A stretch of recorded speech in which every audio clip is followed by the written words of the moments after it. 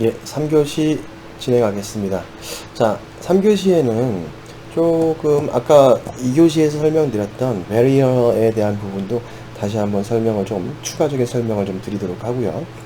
그리고 체이닝이라는 방법을 설명을 좀 들어보겠습니다.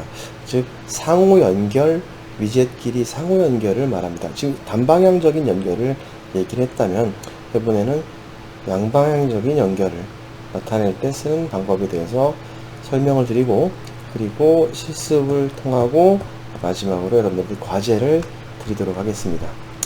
자, 아까 프로젝터로 잠시 돌아오게 되면요, 지금 이 위젯들이 배치를 했었는데 좀 지우겠습니다. 지우고 버튼을 또 하나 놓고요. 그리고 요번에는 텍스트 뷰도 하나 좀 포함을 시켜볼까요? 자, 이렇게 배치를 시켰습니다. 그리고 가이드라인이라는 것을 이용을 했었는데요. 이번에는 barrier, add vertical barrier라는 것을 추가를 해보겠습니다. 자, 화면에 나타나고 있지 않죠? 근데 이쪽 컴포넌트 트리에는 barrier가 들어가 있는 게 확인될 겁니다. 버튼 12와 텍스트 뷰를 모두 선택하셔서 barrier로 드래그 앤 드롭을 하시면은 barrier 안쪽에 두 가지가 포함되어 있는 게 확인이 되실 거예요. 그렇게 되면요, 화면상에도 보시면 여기 굉장히 큰 벽이 하나 만들어진 것처럼 이 안을 침범을 해서 안쪽으로 들어가고 싶은데 들어갈 수 없는 형태가 될 겁니다. 자, 이렇게 되면은 이 더 이상 밀고 들어갈 수가 없는 상태가 되겠죠. 물론 이 장벽의 위치는 지정을 할 수가 있어요. 베리어에 해당되는 거 XML 코드로 잠시 보시게 되면요, 여기 버튼과 텍스트 뷰가 존재하고, 이 안에 버튼 12와 텍스트 뷰를 레퍼런스, 이 컨스트레인트에서 참조하고 있는 아이디는 이 두 가지가 베리어 안쪽에 포함을 시키겠다. 자, 베리어 디렉션 방향은 left라고 되어 있네요. 자, 이 부분을 이용을 해서 사용을 할 수가 있다는 거죠. 또는 버튼, 엔드, 탑, 라이트, 스타트, 여러 가지 위치에 이 장벽을 만들어 넣을 수 있습니다. 이럴 때 쓰는 것 중에 하나가 이런 장벽 부분이라고 생각하시면 돼요. 다 이해되시죠? 이것은 다시 추가해서 add horizontal barrier를 추가할 수 있을 겁니다. 즉, 수평적인 관계를 가지고 있는 그런 배리어를 만들어 넣을 수도 있다는 것이죠. 자, 이쯤으로 설명을 드리도록 하고요. 우선은 모두 다 또 지워 놓겠습니다. 왜 지웠냐면요, 지금부터 약간 혼돈이 올 수 있는 체이닝에 대해서 설명을 좀 해보겠습니다. 체이닝은 말 그대로 연관관계가 A가 B 또는 A가 한 방향으로 되어 있는 게 아니고요, 양방향으로 서로 연관관계를 지었을 때, 즉 체인처럼 연결되어 있다 라는 뜻으로 체이닝이라고 부르고 있습니다. 그래서 간략히 읽어보면, 체인은 양방향 위치 제약 조건을 통해 서로 연결된 보기 그룹입니다. 체인의 보기는 세로 또는 가로로 분산될 수 있습니다. 라고 해서 이렇게 연결을 해 놓은 관계를 보는 겁니다. 근데 이렇게 체인을 연결하는 방법을 총 4가지 정도로 보고 있어요. 자, 넓히기라는 게 있고요. 이건 스프레드라는 것이고요. 내부에서 넓히기, 스프레드 인사이드라는 것이고요. 그리고 웨이트, 가중치를 비율로 조절을 할 수 있는 방법이 있고요. 그리고 채우기 부분이 있습니다. 자, 이 부분으로 설명을 드리는데, 일단 연결을 서로 어떻게 양방향으로 체인을 구성하는 방법에 대해서 살펴보도록 하겠습니다. 실습으로 넘어와서요. 자, 실습 부분에서 버튼을 또 한번 넣어 보겠습니다. 이번 시간에는 코드의 동작 부분은 존재하지 않기 때문에 그렇게 어렵지는 않을 거예요. 자, 버튼이 2개 만들어져 있습니다. 자, 근데 우리가 실습을 하기를 연결을 하자, 사이드를 잡고 또 다른 위젯의 사이드면에 연결을 했습니다. 자, 자, 그럼 연결이 이루어지죠. 두 선이. 근데 이 두 번째 버튼에서 바라봤을 때는 연결이 없어요. 그래서 생각을 하기를 두 번째 버튼의 왼쪽 사이드를 잡고 첫 번째 버튼의 오른쪽 사이드 연결을 하려고 하는데 연결을 할 수가 없는 상태가 됩니다. 연결이 일어나지를 않죠. 그럼 어떻게 양방향 연결을 하느냐? 자, 그러면 이 첫 번째 버튼에 연결했던 부분 삭제를 하겠습니다. 삭제를 하고요. 물론 이걸 코드로 사용할 수도 있는데 좀 그 방법을 쓰는 것보다는 지금 사용하시는 방법이 더 좋겠습니다. 첫 번째 연결, 체인으로 연결하기 위해서 두 위젯을 사용한다 하면 두 위젯을 선택을 합니다. 첫 번째 위젯과 두 번째 위젯을 모두 선택을 해요. 하나, 둘. 연결하면 둘 다 선택이 되어 있는 상태죠. 연결하기 위해서. 그리고 마우스 오른쪽 버튼을 누르시고요. 아래쪽에 보면 체인이라는 게 있습니다. 보이시죠? 체인 위에서 다섯 번째 체인이라는 게 있습니다. 거기서 보시면은 크리에이트 호리젠탈 체인이냐 버티컬 체인이냐, 즉 수평으로 연결할 것이냐 수직으로 연결할 것이냐에 대한 선택을 할 수가 있습니다. 자, 다시 오른쪽 버튼 체인스 크리에이트 호리젠탈 수평을 연결해 보겠습니다. 연결하면은 지금 이동하는 거 보이셨죠? 자, 그러고 나서 보니까 첫 번째와 두 번째가 이렇게 사슬 모양으로 연결되어 있는 게 확인이 되실 거예요. 얘는 사실 그냥 자체가 사슬로 되어 있는 게 아니고 왼쪽이 오른쪽으로 오른쪽이 왼쪽으로 연결이 됐기 때문에 이 사슬처럼 보이는 겁니다. 확인해 보면요, 선택하면 꾸불꾸불한 선 하나, 오른쪽 거 선택하면 또 다시 꾸불꾸불한 거 하나, 두 개를 다 선택했을 때 체인 모양으로 보인다 라고 생각하시면 돼요.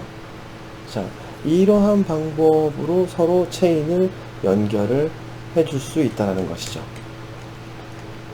이해되시나요? 스프레드 체인입니다. 스프레드 체인은 뷰가 이런 각각의 뷰가 균등하게 분산이 되는, 그래서 여백을 처리해서 균등하게, 지금은 각각의 위젯이 전부 다 랩 컨텐트로 되어 있기 때문에 사이즈가 넓이가 랩 컨텐트로 되어 있기 때문에 여백을 사용하지 않겠지만 크기를 변경한다면 당연히 여백을 이용해서 좌우의 여백, 공백을 균등하게 배치하겠다라는 방법을 나타내는 거고요. 이제 XML 코드로 보시면은, 자, 버튼 두 개 버튼이 있는데요. 우리가 봤던 것들 중에서도 이 버튼 두 가지에 보면은 to start of 14번 버튼하고 end of 13번 버튼하고 서로 이렇게 서로 참조하고 있는 거 확인되시죠? 예, 서로 참조하고 있는 게 확인이 되실 겁니다. 자, 이런 방법으로 두 개를 연결을 하는 것이고요. 자, 그리고 오른쪽 버튼 다시 둘 다 선택하셔서 놓으시고 사이클 체인 모드라는 게 있는데요. 모드를 선택을 해주시면요, 지금 같은 경우 모드가 화면이 변화가 일어나죠. XML 코드로 가보겠습니다. 그래서 여기 체인 스타일이라는 거 보이시죠? 스프레드 인사이드라는 게 있는 겁니다. 이 부분을 스프레드라고 바꾼다라면, 스프레드라고 변경을 해주시면은 다시 아까처럼 변경이 된 게 확인이 되시죠? 스프레드 균등 분할을 해주겠다라고 할 때 쓰는 것이고, 자, 아까 제가 누르시고 오른쪽 버튼 체인스 사이클 체인 모드 하니까 이렇게 스프레드 인사이드 되고요. 다시 사이클 해서 체인지 모드 체인 모드 하니까 또 두 개가 이렇게 붙어 있는 상태도 나오네요. 자, 또 스프레드 체인 모드 그러니까 다시 제일 첫 번째 비율로 넘어가는 상태가 만들어지게 돼요. 이때마다 XML 코드 내부에서는요, 체인 스타일이 스프레드라고 변경되는 게 보이실 겁니다. 자, 스프레드 기본 방식입니다. 기본 체인 바깥 마진은 컨스트레인트 레이아웃에 제외돼서, 즉 컨스트레인트 영역에, 레이아웃이 아니라 컨스트레인트 제약 영역에서 제외하고요. 체인 안쪽 마진은 마진을 가진 뷰의 크기에 더해서 사용을 한다는 부분이 있습니다. 자, 그렇게 되고 다시 이 경우는 상하가 연결이 안 돼 있죠. 그러면 상하도 이렇게 연결 한번 해볼까요? 근데 상단부에 이렇게 연결을 할 거고요. 자, 요번에는 가이드라인을 호리젠탈 가이드라인 넣겠습니다. 자, 그럼 호리젠탈 가이드라인을 아래쪽에 이렇게 배치를 하고 나서 이 버튼은 요 가이드라인부터 24, 요 버튼도 요 가이드라인부터 24 떨어지겠다 라고 하면 공평하게 분할이 위치가 잡히겠죠. 다 이해되시지요? 그 다음 나올 얘기가 아까 우리 XML 코드에서도 봤다시피 스프레드라고 되어 있는데 이 스프레드가 아니고요. 이번에는 스프레드 인사이드라는 부분을 지정을 해 주게 되면은 뷰에 이런 형태가 만들어진다는 것이죠. 자, 이건 뭐냐면 체인의 양 끝 뷰를 컨스트레인트 영역의 양 끝에 배치한다. 얘를 왼쪽 끝 오른쪽 끝에다가 배치를 하겠다. 나머지 뷰를 남는 공간에 균등하게 배치를 하는, 양 끝에 배치하고 그 만약에 사이에 또 있다면 그것도 역시 균등하게 배치하는 부분으로 사용을 하는 부분이. 자, 그럼 위젯을 한번 더 넣어볼까요? 하나, 둘, 셋. UI적인 코드이기 때문에. 자, 그러면 하나, 둘, 셋. 선택, 오른쪽 버튼, 체인, 크리에이트, 호리젠탈 체인. 이렇게 연결을 해주면 서로 연결이 이루어지게 되겠죠. 자, 그리고 상단부는 요 가이드라인에, 요것도 상단부는 이 가이드라인, 얘도 요 가이드라인으로 연결을 해라 라고 지정을 하겠습니다. 그럼 여기 세 개가 연결이 되는데, 자, 요번에는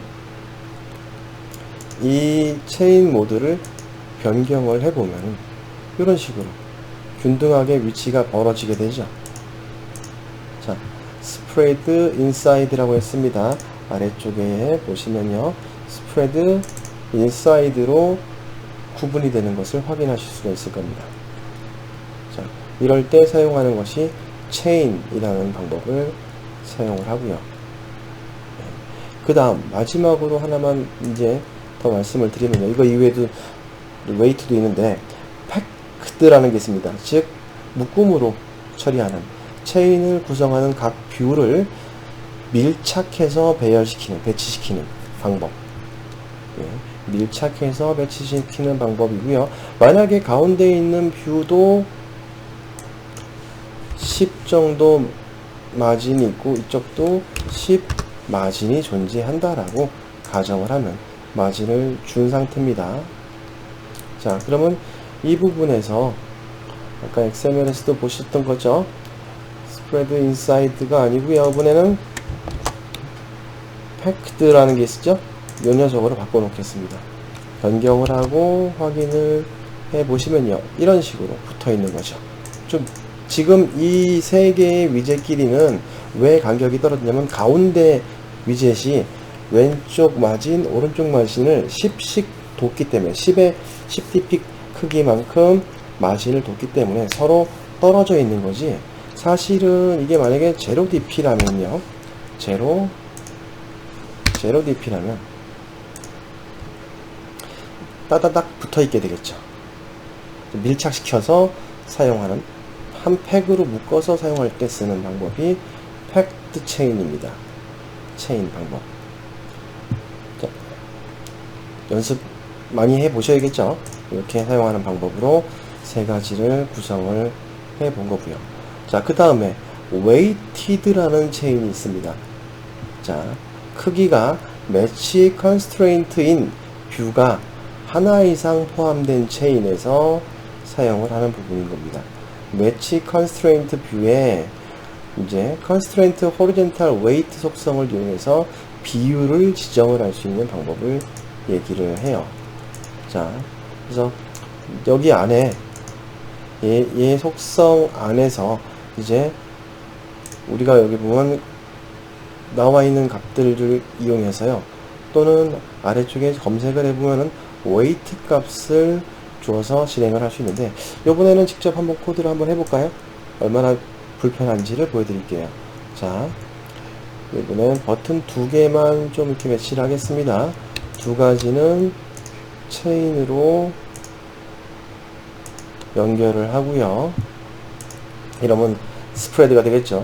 하단부는 하단과 연결이 되고, 하단부는 이쪽 하단과 연결이 되어 있다.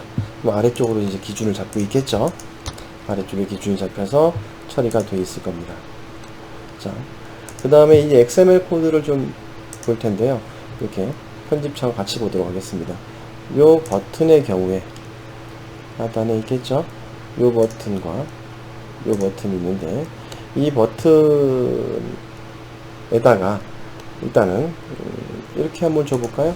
우리가 쓸 것 중에 weight라는 게 있었습니다.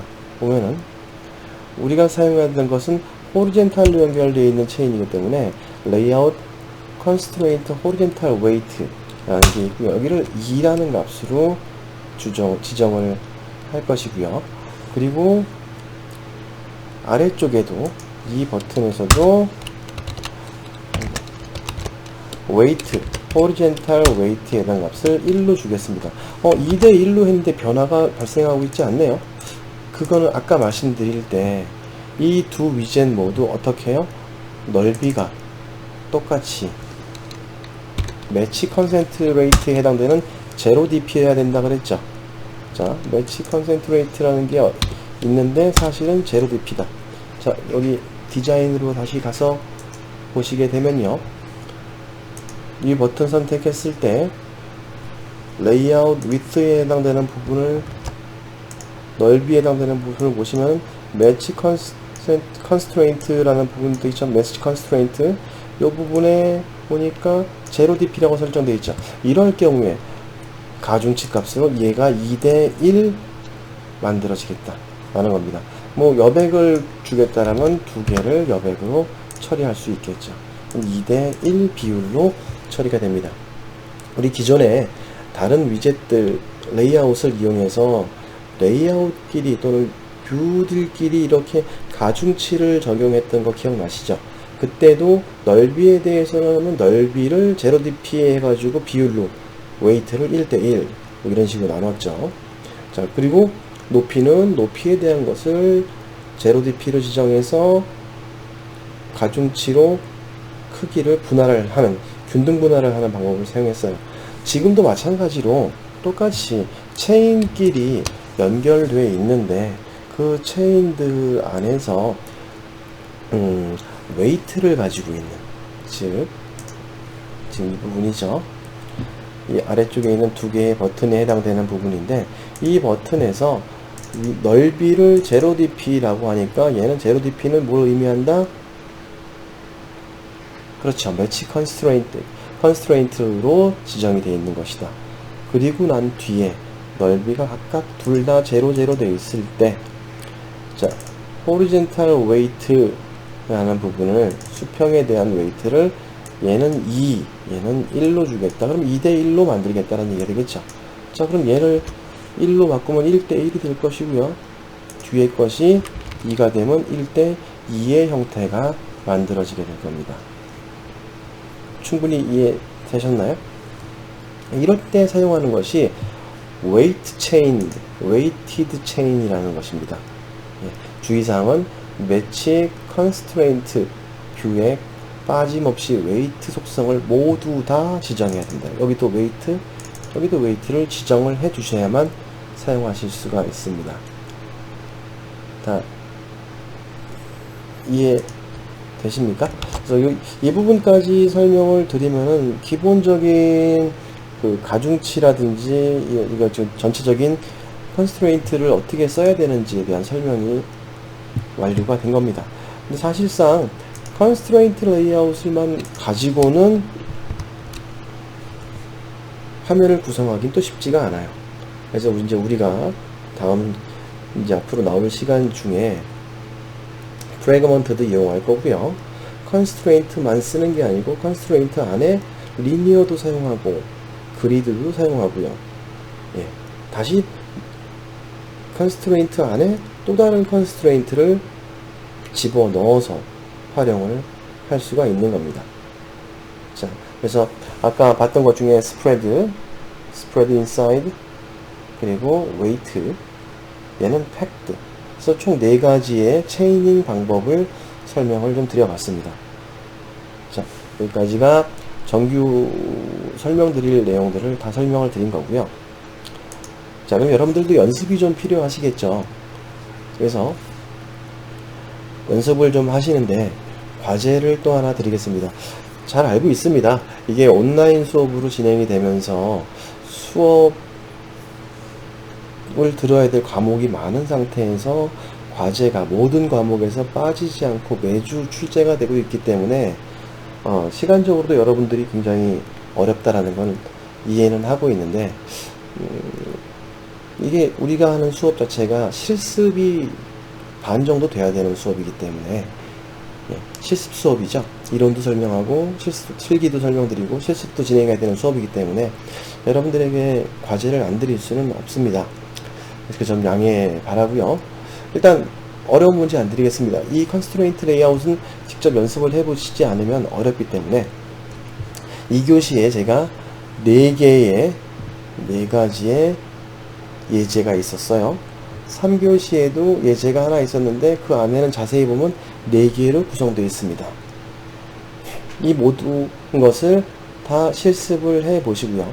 각각 하나씩 XML 파일을 만드시면 됩니다.